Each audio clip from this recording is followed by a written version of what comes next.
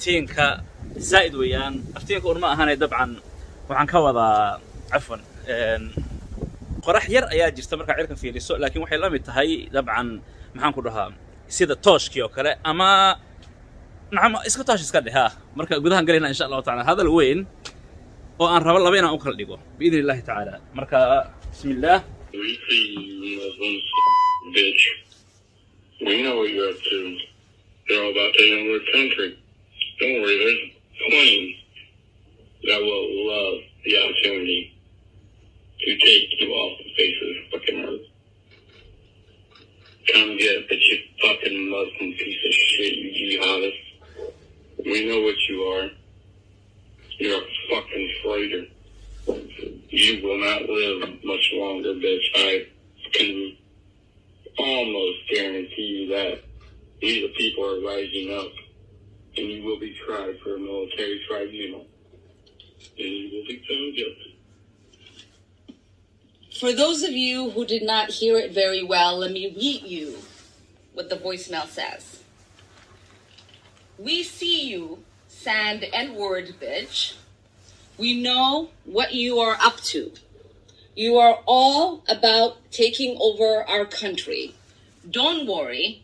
There is plenty that would love the opportunity to take you off the face of this effing earth. waxaan doonayaa hadalkan laba inaan u kala dhigo labada noocan doonaa inaan u dhigana waxay kala yihiin mid waxaan dhahaynaa oo aan ku hormarayo dabcan hadalkan ilhaan cumar loogu goondiyey ee dhiiranaanta ah oo dabcan dilka macnaha ma noolaanaysid waana ku ballan qaadayaa inaadan noolaan karin oo aadan noolaanayn dad tiro badan ayaa jira ama aan nahay rabahee inay adduunka ku dhaafiyaan iyo wixii la midka yani hadallo goondi ah hadalka qofka dabcan loo duubayo iyo kuwa la midka ah badan shakhsiyadiisa wuxuu dareemayaa cabsi baqdin iyo wixii la midka ah hadalkaasi cidda lagu dhahay hadday ahaan lahayd maanta gabadha arrintan sababtay ee xildhibaanada kale cunsuriyadda ah ee republicanka ka mid ah hadday ayada dabcan hadalka lagu dhihi lahaa ama loo duubi lahaa ama qof caddaan ah haddii loo duubi lahaa hadalka waxaa dhici lahaa waa maxay hadallo badan ficil celin badan humbuunin badan bal qofkii arrintaas sameeyey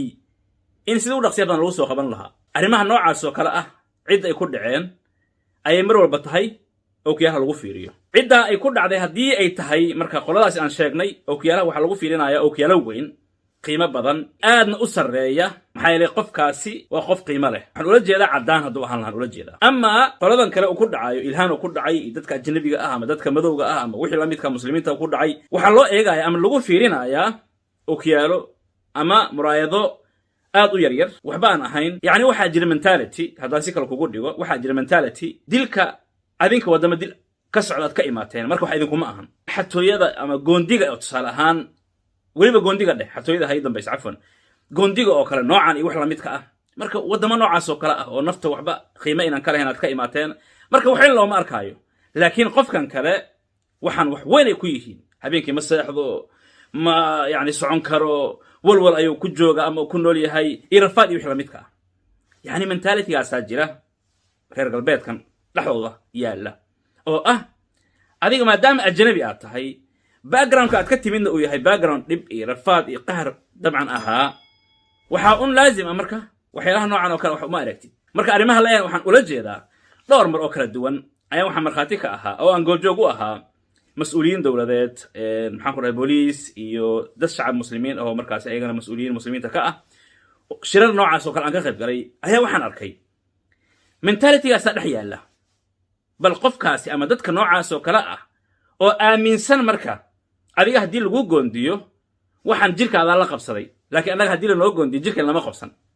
tusaale ahaan mesela hadaladan wuxuulisiin mise kulama cusla adiga wuxuulisiin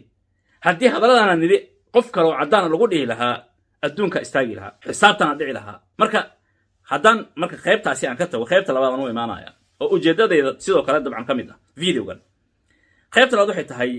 ma og tahay adiga shakhsiyan soomaali ahaan yacni dad naga mid ah soomaaliyeed sida aan u takoorno aan ugu goondinno oo aan mararka qaarkiisa yacnihii aan u tusno noloshooda inaynan wax qiimo ah lahayn qiso yaraan ila wadaagaya oday Soomaaliyeed inaad aragteen laga yaabo daawateen sanado ka hor dabcan ayuu videogiisa ahaa dabcanna maanta hadii la raadiyo waa la helayaa ayaa wuxuu warinayaa sheeko aad u xanuun badan u muruga badan wuxuu leeyahay aniga iyo caruurtayda nolol adag ayaan ku soo kornay macnaheedu wuxuu leeyahay ugu horeyn aniga bay'ad aan ku soo noolaaday ee Soomaaliya waxaa jirtay galaasyada qaarkood marka qaarkiisa inaan la ii ogolaan maadaama aan dadka la liido ama la yeeso waagii wuxuu ka hadlayaa nabadda adiga saan dabcan nolosha ugu jiray oo isla ii takooray iyo wixii la midka ah ayaa waxa dhacday inaan guursaday dabcan familkayga ka guursaday shaqo ilaahay isiyo yiri waan ladnaaday kadibna waxaan ka soo dhaxbaxay dadkii la liiday ee aan dabcan ka soo jeeday aan ka soo dhaxbaxay waxaan soo degay dabcan guriyaha iska normaalka ah dadkan markaasi jileeca ayaan soo dhex degay waa hadalka soo u dhigay wuxuu yiri marka caruuraan dhalay way noo weynaadeen waxa dhacdo yiri caruurtii gabdhihii takoorid wiilashii takoorid ilaa aan gaarnay mid ka mid ah gabdhaha ayaa waxa shukaansaday sheegaya ayaa waxa shukaansaday dabcan wiil ka mid ah wiilashii dabcan area-daasi deganaa dadka jileeca ah waxa dhacdo leeyahay marka familkii wiilka dabcan markay ogaadeen haddana wuxuu leeyahay gabadhaydaas xataa nooma eka annaga oo dadkan jileeca bay u eg tahayba waxa dhacday almuhim maadaama la og yahay familkan inay ka soo jeedo aabaheed anigaan ahay in familkii weerar nagu soo qaadeen macnaha gabadhayda ayaa la shukaansaday ninkaa shukaansaday annagiyaa dembina noo qabsaday gurigaana noo soo dabcan garaacay ilaa markaan furweyn nagu soo jabiyey wixii nagu dhufan karaa nagu dhuftay waa noo goondiyey waxaan nagu qasbay in xaafadii ka soo tagno wuxuu ka hadlayaa waa Soomaaliya waxa hadlaya waa qof Soomaali ah xaafadii aan ka soo tagno yiri muddo rafaad kadib ilaahay wuxuu noo sahlay inaan dibadahan imaano waa hadalkiisa dibadahan nimid caruurtayda waxaan ka kari waayay Soomaaliya tihiin maxaa yeelay waxay dabcan og yihiin dhagahooda iyo indhahooda ku soo dhacay ay arkeen oo maqleen cunsuriyadda waxay tahay waan haysan waayo leeyahay marka ilaa video la iga duubo dabcan la i wareysto ay dadka arkaan wareysigayga qiso waa taasa qiso kale waxa dabcan isguursaday wiil iyo gabar Soomaaliyeed dadka la liida la yeesa sidoo kale hadalkan waxaan doonayaa fadlan inaad dhigto u dhigto maxaa yeelay waxaan doonayaa inaad ogaato fahanto Soomaali haddaan nahay qurunka iyo dhibta iyo naceebka iyo cunsurinimada iyo waxyaalahan annaga aan dadkan cadaanka kaga sheeganayno aan leenahay sidaasayna yeelaan ama na yeelaan ulama jeedana dabcan inay sax tahay arrintan lagu sameeyay ilhaan maya waa khalad weyn cid walba caqligan ogaan karto laakiin waxaan doonayaa adiga inaan kula qaybsado walaalayaal arrimaha noocan oo kala ah dilka goondiga iyo wixii la mid ah iyo wax ka daran dabcan waddanka inay ka socdaan inaan isu kaashanaa marka doonayaa arrimahaasi lagu barbaariyo caruurteena qof walba inuu ogaado inuunan farqi u dhaxayn ilaahay subxaanahu wa tacaala abuuridiisa ciddii uu abuuray qofna aanan lagu takoorin sida uu yahay xadiidka ila wadaagi doonaa xadiidkaasi ka hor laakiin waxaa marka jiray wiil iyo gabar haddaan dabcan waa idinka dhexgalay qisadaasi ayaa isguursaday waad ogtihiin wiilkii reerkiisa la soo weeraray waa arrin caan ah aanan u malaynayn cid aan maqal inay jirto cid aan maqal oo arinta bal daawan inay jirto uma malaynayo wiilkii reerkiisa la soo weeraray ilaa la gubay adeerkiisa gubitaan asoo nool ayaa la gubay muxuu ahaa Axmed Dawlad ma ahaa saasan filaya Axmed Dawlad mise Dawlad kulli Dawlad waa dhacdo xanuun badan mar dhow dhacday qof nool oo ashahaadanaya ee muslim ah ayaa intahee dab lagu siiyey benziin ibraahim lagu shubay dab lagu daaray cidda samaynaysa waxay sheegteen inay yihiin laandheerayaal waxay sheegteen inay yihiin yani inay ka sareeyaan qoladan kale ee ay gubayaan marka ogow waxyaalahan marka ay dhacayaan ha ku fiirin kaliya qoladan sida ku samaysay ee qoladan sida ku samaysay guriyaheen aan fiirino annagay naga dhex jirtaa xadiidka in wadaagayo waa fariisanayna markaas in wadaaga xadiidka barakallahu fiikum inaka hadana بسم الله مرك حديث كواكنا أنا أشيله هكذا يقول ديار سنة نعم أنا هكذا كسر بين سكود يا كاري هكذا سيو غفق يا حسن وجهه أوكي المهم حديث كواكنا لكن ما صدق وينايا ودركتها حديث كوحو ليه هي طبعا ومتفق رسول الله صلى الله عليه وسلم هذا الوين أو صحابي كله هي صحابي إنه ورنايا قصة يا على طبعا وحنا كنت متقصدا أبو ذر رضي الله عنه ومقعي ساها جندب ابن جنادة أيا واحد عضي إن نن ومركاسي عايي هو يديسا وأصحابتي كاملة رضي الله عنهم أجمعين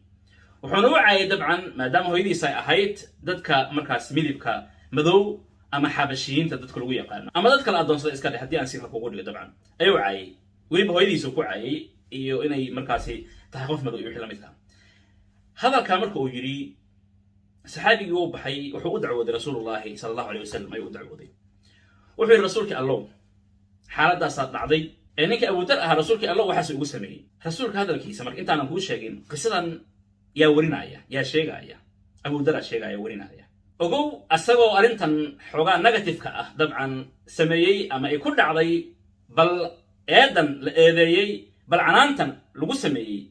أيوه هذا أنا ورينايا وصحابي قاسي وحين قلت من طبعا معرور أيا مالين ما كمده أبو در لكل مي وحكوا لكل من المدينة أكتيدا أيوه كل كل مي أسوأ أبو در وحيران مرو ويلكي أسوأ أدونكو أهانا سيا سكر مرو وحيران أو ويل مروين إسكوميتا إسكو كلرا أيوه الحيران وأدون يسيد كيسا أو لما مرو إسكوميتا حيران مركو أركي معرور وهو يابي وحيري أبو درو محاد أولا تعالى بدن مرو kala duwan oo asnan labada maro oo kala duwan oo macnaha maxaad isku kala u tihiin oo isku si aad u tihiin oo isku si aad u labisantiin sama fiicneen in midan wanaagsan oo u eg midaadan oo asaga wiilkan wato inaad adiga ka qaadato xirato asana mid kala aad siiso oo markaas iska normaal ah ilaan waxa la og yahay carabta waagi hore dabcan oo la jeeda jaahiliga sayidka mar walba inuu labis wanaagsan oo qurxoon u lahaa adoonkana inuu wato dhar liita aad u hooseeyo wixii la midka marka wuxuu la yaabay أبو در يويل كانوا إسكو در أو يبقى ضامة يعني هو إسكو در وطان إسكو ميدوي وطان وأياب صمادي الغمية خاين عربتا أبو در مركو حيري حياوي نويري أرين أيا يورد عضي ونن أيام هاي عايي أو يبقى هويديس أم وحكا الشيغي مركا سالكي رسولك أيو أتغي ويدعو ذي رسولك وحو يقول يا أبا در عيرته بأمه مهويديس كو عيبيسو كو عيسي ما هو يديس أو ما دام مذو أيتها أيا سلا تري إنك امرؤ فيك جاهلية أبو در وحات هاي قف جاهل لماذا أي كجر طياتها وح جاهل لما كمل أيا كجرتا مركاسو يا بي وحويلي أنا يقول تخف كان وين ده إذا ما أنت أنجرو مي يجرتا جاهل لما جاهلية معناها إسلام وكهر ما سلا سامانتا هاي ويس يعني إلي مركاس رسول الله صلى الله عليه وسلم هذا كيوسي وحويلي إخوانكم خوالكم جعلهم الله تحت أيديكم وفيرسوا وولالهن وحيجينا دينا الدوم دينا إلهي كدقي طبعا تحت أيديكم نوري بده خوستين إلهي كاني فمن كان أخوه تحت يده قفك ولالكي سإلهي أو طبعا ككرم مريو أصلا أو طبعا صرم مرو ولالكي سنة وسريو فليطعمه مما يأكل حقو ديو هسيو وحقو عنايو طبعا waxaad cunaysay wanaagsan wax ka sii sidaas oo kale ha u xiro oo ha u labiso wax uu labisanayo ma yalbas wuxuu asaga labisanaha u sameeyo oo ha u dabcan labiso dadkaas oo kale yeenan dhicina sidoo kale inaad ku kaliftaan waxaynan awood haddii ay dhacdan inaad ku kaliftaan waxaynan awoodin oo culays aad saartaan caawiya garab qabta waxaan doonayaa marka inaan kula wadaago xadiidkan maxaa dabcan arinta ka khuseeya waxa ka khuseeya oo ay tahay inaan baranno قف والبوصمايل أي تينو أوغادو ابن آدم كالله سبحانه وتعالى قال قوضي مسلم كوحو يري ولقد كرمنا بني آدم أفيسو بني آدم كرمنا وقود حان آيات كلا الله سبحانه وتعالى حكولي هي إن أكرمكم عند الله أتقاكم كينا أقول شرفت بدن أو كرم بدن الله أكتيسا وامد كينا إلهي كبقى تخوض الله جهل تقيها لما دهين قال هبل لما دهين سيدا تنا قاعد مسلم نسوقي تانا قفك التقضي على أيا ليري كليسا مركا ولا لها خارجة تي هوري أرنتان ودغاي إن أي ليدتي وحل لغو سمي إلهان دل لغو غونديي بالنا أي تهي طبعا مركي وهريس أينان أهينو مرر بدن أرمان أي صورة لابتين أي كل لابتين وحان أركي خاصة الجزيرة مركا أتفيريسي دين على كومنتيا دا داد بدن عربتا كميدا oo commentiyo ka qoraya oo ayadaasi wax ka sheegaya oo gaalkii iyo gaaladii waxa ku sameeyay gabadhaasi oga hiilinaya awalba qof madow ay ahayd awalba sidaan ay ahayd waad arki kartaan inta video aljazeera ka soo gelisay ilhaan qayb kamid ah bal raaca commentiyada fiiriya markaas aad arkaysa hal qof ama laba qof oo Soomaali ah oo dabcan difaacaya waxaan is iri marka annaga waxaan lagu caayinahayo ee gabadheenaas ilhaan lagu haysto carab ay ku haysato ayaan annagana dadka ku samaynaa غريب soo sidaa ma hadde yani laangaabnimo ayay dadkaasi kommentiyada ku qoraya laangaabnimo iyo wax la mid ah ay ilhaan ku sheegayaan xabashiyaday ku sheegayaan jaranitay ku sheegayaan adigana qof kale adiga kula dhashay ayaa sidaas ku leedahay marka qofku xoogaa yar ka cad yahay ama ka qurux badan yahay hadda markaasi ha riixan markaa may ahaanaysaa ilaa adduunka sida maanta u socdo weeyaan mentality wanaagsan maahan aqliyad wanaagsan maahan marka annaga aan siibna waxaasi si arinta ilaa ma dhamayn karna annaga soo ma guud ahaan adduunka ma dhamayn karno laakiin waddankeena wax baan ka tari karna arinta inay baaba'do waana wax aad u liita insaanka lagu ibtileeyo xaqiiqatan lagu ibtileeyo aad u liita daran yani ilaahay subxaana wa tacaala markaana dhowro goondigaasi loo goondiyey ilhaan iyo dilkaa loogu goondiyey iyo dad muslimiin sheeganayo dabcan ayadii wax kasii sheegaya iyo annagiyo hee ayay difaacin maxaan ka difaacaynaa yani waxyaalaha ay ka difaacin waa maxay ma ahan jareer intay ka dhacday ma ahan langaab ma ahan xabashiyeed kada waxaa doonta sheego wanaag iyo sharaf iyo wixii lamidka ah sheego laakiin ogow sharaf waxaa leh ina akramakum cinda allahi atqaakum allah subxana